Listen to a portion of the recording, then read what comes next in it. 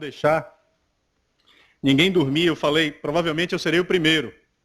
Como é que eu posso evitar que os outros façam isso? Inclusive, surgiu no nosso quarto a história essa noite de que estavam procurando um roncador misterioso. Eu vou confessar, fui eu. Cutucaram vários irmãos, tentando fazer com que o roncador parasse de roncar, mas eles não tinham sucesso, porque estavam cutucando o homem errado, era eu o roncador. Mas eu me consolo com o que a minha esposa diz. Ela diz, não é sempre assim, você não ronca sempre assim. Pelo menos não quando está acordado, né? Então, eu tenho esse consolo. Eu quero agradecer muito aos irmãos que estão vindo aqui à frente para nos encorajar com a palavra de Deus. Sei que todos nós temos sido levados a meditar, a refletir sobre aquilo que tem sido dito aqui na frente. Graças a Deus por esse Enoque, que certamente irá fortalecer a nossa fé, a nossa convicção de que temos uma missão importante a cumprir. O Lino falava de uma comida muito especial que é servida aqui no AMO, enquanto ele mesmo nos servia com a refeição espiritual. Esses eventos e esses momentos servem para nos mostrar que nós precisamos um do outro, que nós nos preenchemos, que nossas deficiências são supridas à medida que nós estamos juntos, falando e ouvindo. E como diz, eu me lembrei, aquele corinho que nós cantamos, meu irmão, eu preciso de ti. E é verdade, nós precisamos uns dos outros. Agradeço também à congregação em Vitória pela organização do evento, a congregação em Guarulhos, ao Davi, ao Wagner, ao Edson, ao Kleber, todos os irmãos que estão trabalhando na estrutura do AMO, que estão fazendo um bom trabalho. Eu queria que nós ficássemos de pé e aplaudíssemos o trabalho desses irmãos.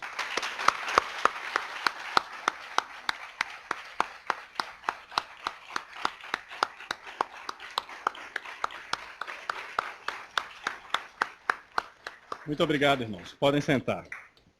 Também eu queria apresentar o novo integrante do Exército de Pregadores aqui no Brasil, o Randy Warzecha. Randy, onde está você? Eu sei que ele está tirando fotos aqui ou ali.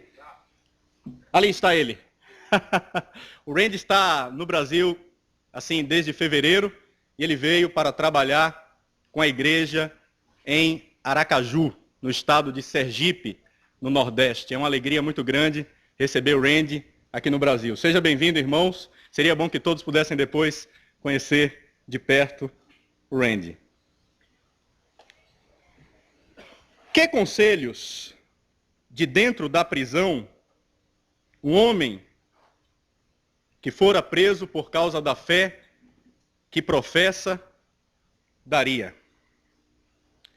O que diria um homem certo de que logo seria executado, pois o seu primeiro julgamento lhe deixou a certeza de que o segundo seria o último e de que, inevitavelmente, a sua sentença seria a morte? Quais os últimos pensamentos e sentimentos de um homem que não apenas estava preso por causa da fé, mas durante o seu ministério já havia experimentado todo tipo de problemas e sofrimentos, como prisões, açoites, apedrejamento, naufrágios, perigos, perseguições. E agora, como se não bastasse estar preso e certo de sua morte, havia sido abandonado por muitos de seus companheiros, que temeram, que tiveram vergonha. Em suas últimas palavras, o que diria um homem marcado com as rugas e as cicatrizes de uma vida de sofrimentos que lhe sobrevieram por causa da pregação do Evangelho de Jesus Cristo? O que diria este homem? Veja você mesmo. Conjuro-te perante Deus e Cristo Jesus, que há de julgar vivos e mortos, pela sua manifestação e pelo seu reino. Prega a palavra. Insta quer seja oportuno, quer não, corrige, repreende, exorta com toda a longanimidade e doutrina. Eu li 2 Timóteo, capítulo 4, versículos 1 e 2. Não há lamentações, não há conselhos sobre como fugir, como evitar os problemas, mas há um apelo à pregação da palavra, independente das circunstâncias, como a sua própria vida ensinou. A segunda epístola de Paulo a Timóteo é um documento muito comovente, por causa do contexto emocional que envolvia tanto o remetente quanto o destinatário. Nesta epístola, Paulo é visto enfrentando a morte, relembrando seu ministério passado, e com uma terna preocupação com seu filho na fé, que desanimado, talvez até pela própria prisão do apóstolo Paulo, por problemas que enfrentava no seu ministério em Éfeso, desanimado, cansado, perturbado, pensava em parar de pregar. E Paulo da prisão, prestes à sua condenação, ao seu martírio, escreve e diz no capítulo 1, versículo 6, reavive o dom que há em você. No versículo 7, ele diz, Timóteo, Deus não nos deu espírito de covardia. No versículo 8, Paulo diz, não tenha vergonha do seu encarcerado que sou eu, mas participe comigo dos sofrimentos. É nesse contexto que Paulo escreve o seu testamento, a última epístola que escreveu, as suas últimas palavras. E essa epístola revela a atitude de Paulo em face aos sofrimentos causados pela pregação. Paulo estava firme? Jamais pensou em abandonar as fileiras do Senhor.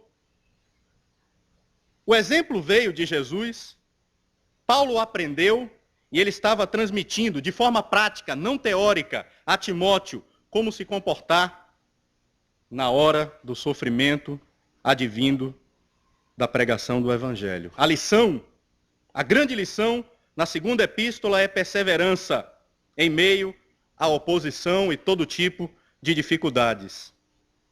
Afinal, foi por essa mesma razão que o mestre foi perseguido, que o mestre foi martirizado.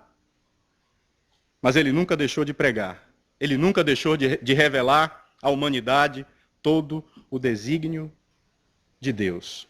E o nosso irmão Benedito já nos adiantou na primeira palestra que sofrimentos virão junto com a pregação do Evangelho. E é isso que nós estamos sendo encorajados a fazer, desafiados a fazer durante estes dias aqui no Enoque, pregar o Evangelho. Mas nós podemos ter uma certeza: sofrimentos, perseguições, críticas, problemas virão, se formos fiéis no cumprimento da missão. Pregar o Evangelho é um desafio e atrai problemas porque o Evangelho condena o mau procedimento e estabelece um alto padrão de comportamento. O Evangelho exige mudanças. O Evangelho reivindica o fato de Jesus ser o único caminho.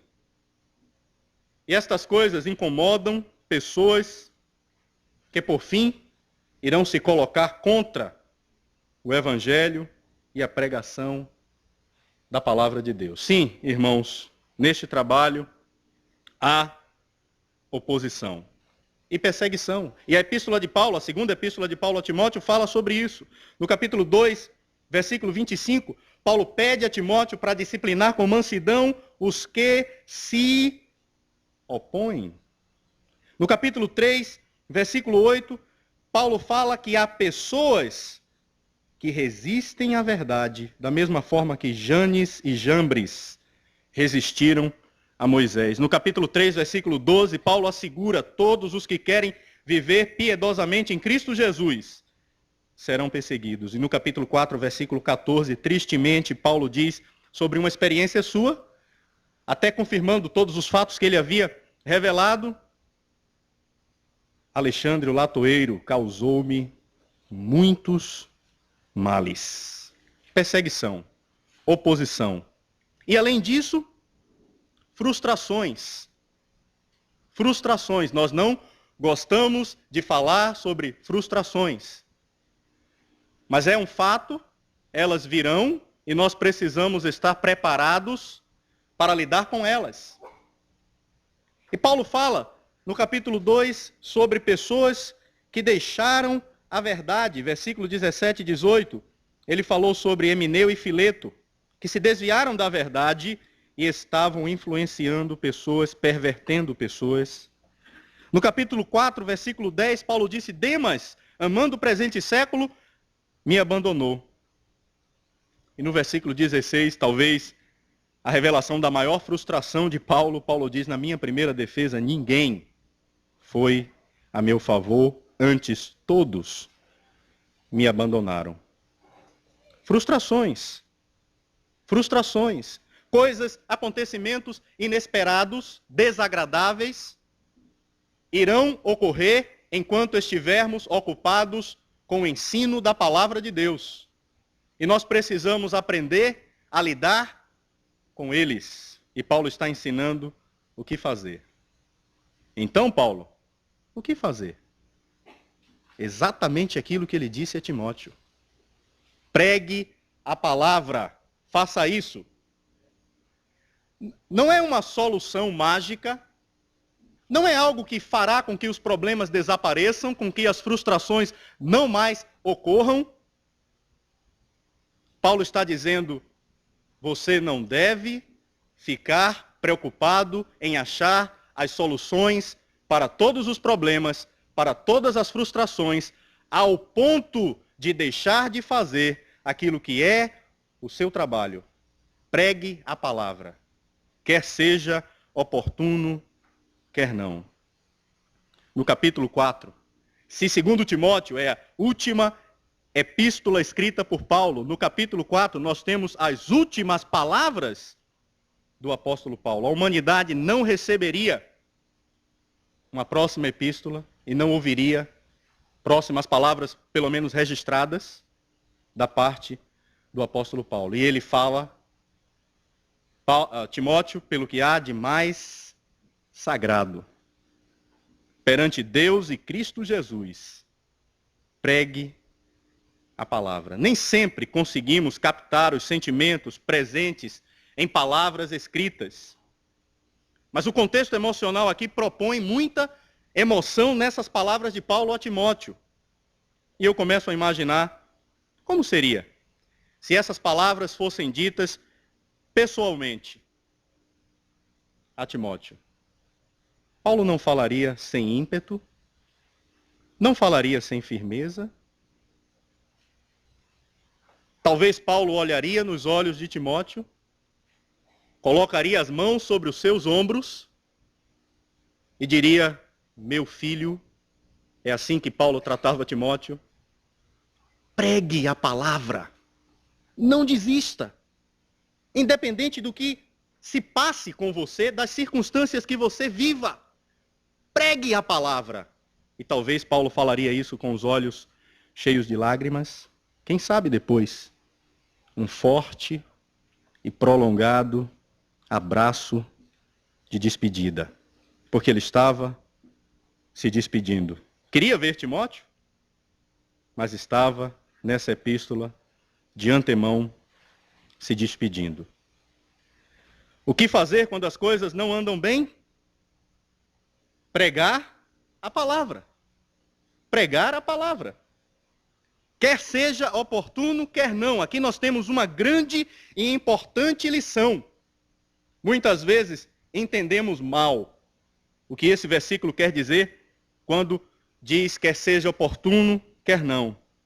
Paulo está dizendo mesmo que pareça inconveniente pregar. E a ênfase não é na situação, na condição dos ouvintes. A ênfase é na situação, na condição do pregador.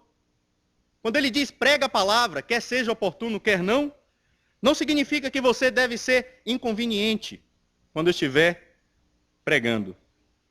mas significa que a pregação não pode ser adiada pela presença de problemas. Não pode ser adiada. Quando as coisas não estiverem indo bem, porque há problemas, em vez de abandonar o seu posto, fique e pregue a palavra. Há muitos anos atrás, eu não sei precisar quantos, mas eu assisti um filme que, inicialmente, não era tão, assim, maravilhoso, mas o filme se chamava O Velho e o Mar. Talvez você tivesse a oportunidade de assistir esse filme, mas ao final eu fiquei impressionado com a mensagem. Um velho saía para pescar, um velho pescador, no seu pequeno barco, e, enquanto pescava, fisgou o maior peixe que já tinha encontrado em toda a sua vida. Ele lutou por horas para trazer esse peixe para perto do seu pequeno barco. E finalmente, quando ele conseguiu, ele arpoou aquele peixe novamente, com um arpão preso em cordas de sisal, cordas grossas. E ele segurou a corda com as mãos. Ele percebeu que ao amarrar as cordas em uma das partes do barco, as cordas quase que estavam arrebentando o barco. E ele segurou as cordas com as mãos por 2 ou 3 dias e o peixe não se rendia. Ele não comia, ele não bebia, ele não dormia. A chuva caiu, a noite passou, o sol o queimou, mas ele segurava a corda com as mãos.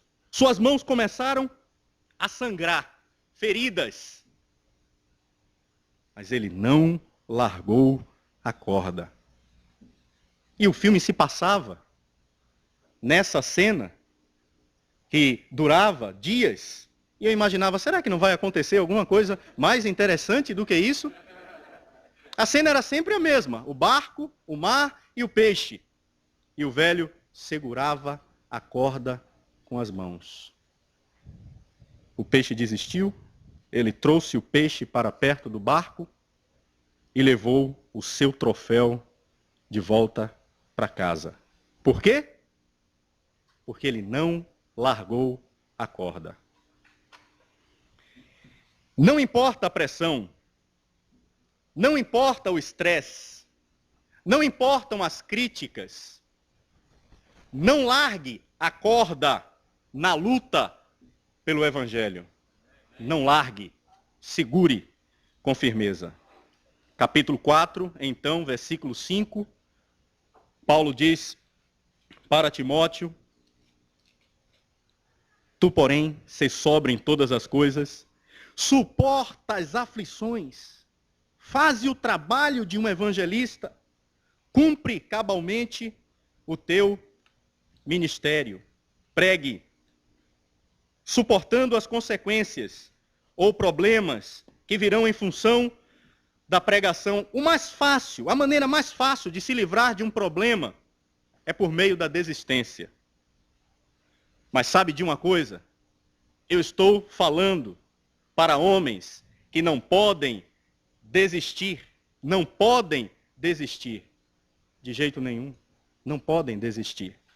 Outros homens podem deixar seus afazeres, seus trabalhos, suas responsabilidades, sem grandes consequências para a humanidade, mas você não pode. Você não pode. Porque se você fizer, estará privando muitas pessoas de conhecerem os desígnios de Deus. Por isso, enquanto você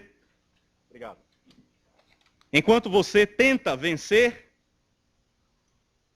um pecado que lhe foi revelado por Deus em sua vida, enquanto você pensa na solução para um problema, uma dificuldade, enquanto você avalia a sua vida e o seu ministério após ter sido tocado por Deus, como nós fomos aqui muitas vezes, enquanto tudo isso acontece, enquanto você sofre, continue pregando a palavra de Deus. Continue.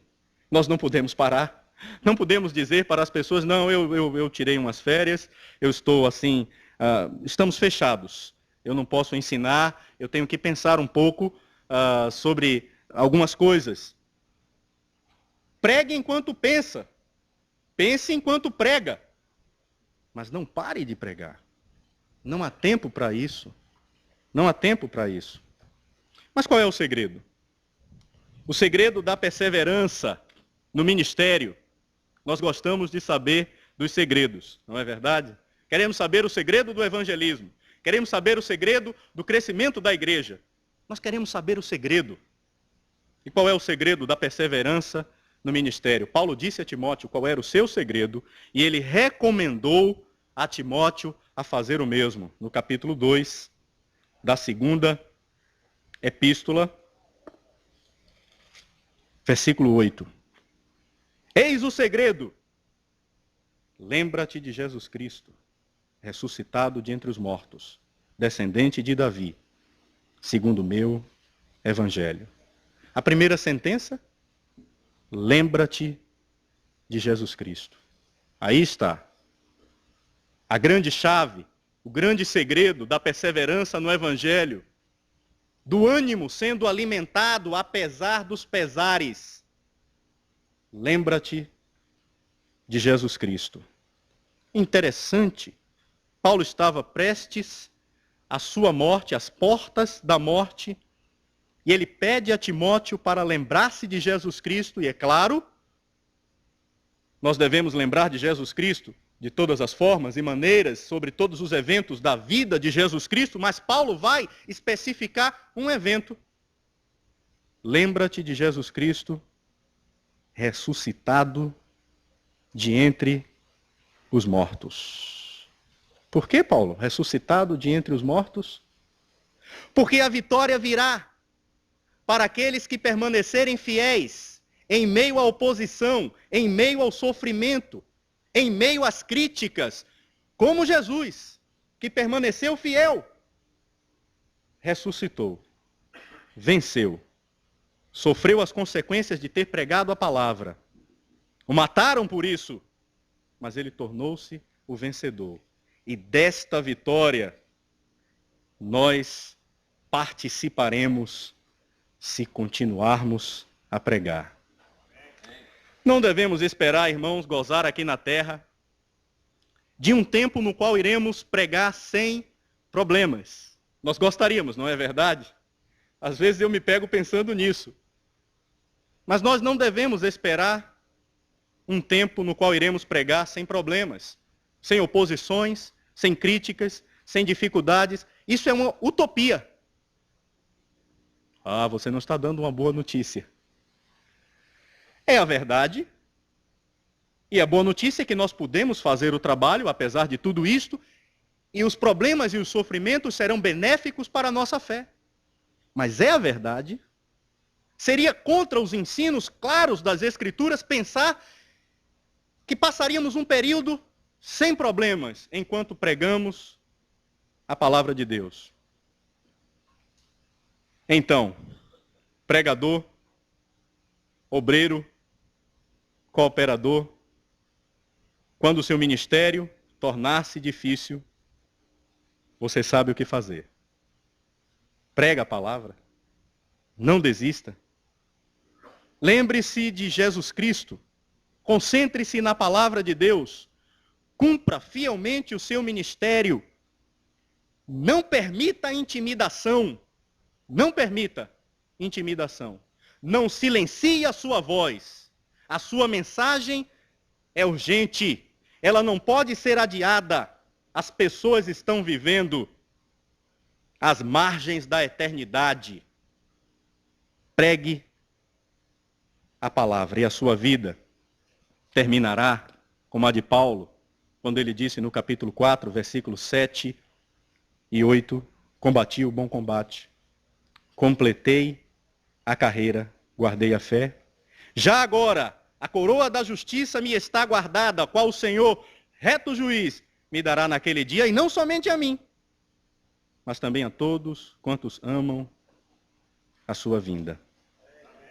A ausência de receio nas palavras de Paulo prestes à sua execução, nos lembra a história de um pregador que, em tempos de perseguição oficial, por parte das autoridades, abriu a sua Bíblia diante de um público para pregar.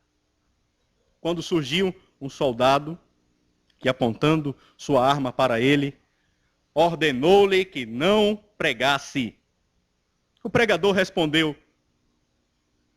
soldado, cumpra com o seu dever e eu cumprirei com o meu. E continuou pregando.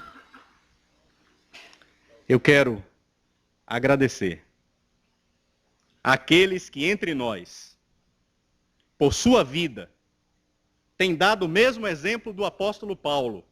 E eu sei disso, que muitos irmãos que estão nos ensinando, nos motivando, nos encorajando, que trazem um sorriso no rosto, carregam cicatrizes de sofrimentos.